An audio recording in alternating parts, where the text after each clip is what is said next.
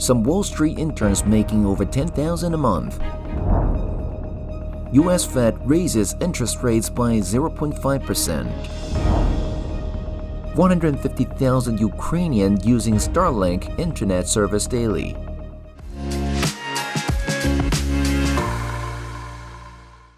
Hello, I'm Wade Lee. Thank you for joining us on FUNDAY News. It is May 6th, Friday, and here are your top stories. According to Bloomberg, a U.S. proprietary trading firm, Jane Street, is paying interns a whopping $16,356 on average per month this year. Bloomberg said interns at top Wall Street investment firms are earning 37.2% more for this internship season, while interns at other large banks make 36.9% more. A Wall Street expert in online investing banking said the super high salaries are really for people who are exceptional and in the quantitative field. He predicts this is only a glimpse of what's to come, and it's extremely competitive. Recent data from Wall Street Oasis shows that summer associate interns were making an equivalent of $147,000 in salary and bonuses last year. If summer analyst interns worked year-round at their monthly salary, they would have made $85,000 in salary and bonuses last year. The founder of Wall Street Oasis, Patrick Curtis, says these people are finance-oriented people by nature.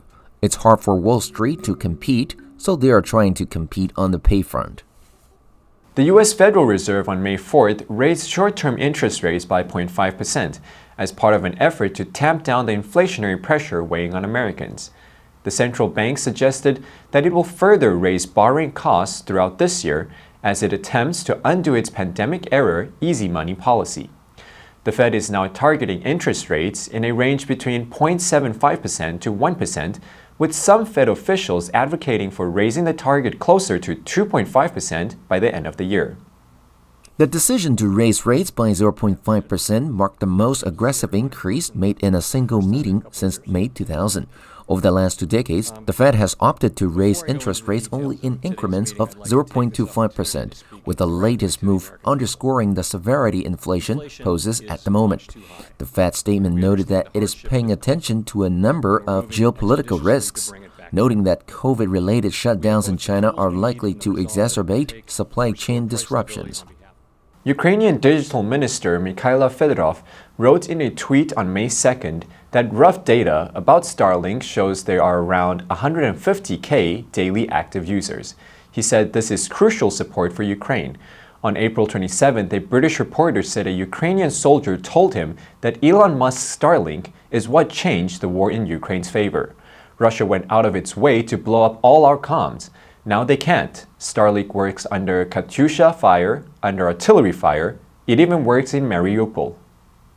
On February 27, 3 days after Russia invaded Ukraine, Musk announced that Starlink was activated in Ukraine and that receiving dishes and routers were on their way.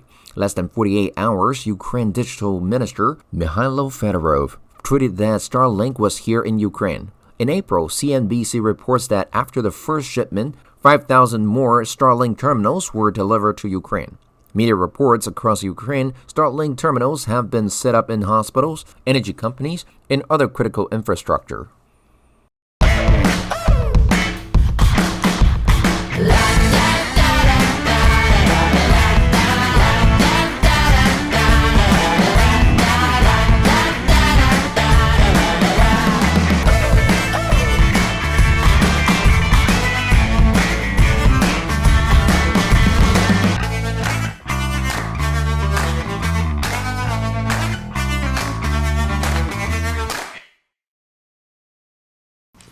German media DW reports around 1 million people in Brazil live near a dangerous dam. According to data collected by Brazilian National Dam Safety Information System in February 2022, 39 of the dams classified as high-risk and high-potential damage hold mining waste, which is considered particularly unstable. But most of the risky structure are water storage and irrigation dams. They're mainly located in northeast, and many of the reserves pose a danger to around 600,000 people in that region alone. Research found 10 people for every 1,000 in the northeast live close to a dangerous dam. That's the highest figure in all of Brazil's regions. In the southeast, home to wealthier states such as Sao Paulo and Rio de Janeiro, about 3 out of every 1,000 live in a similar situation.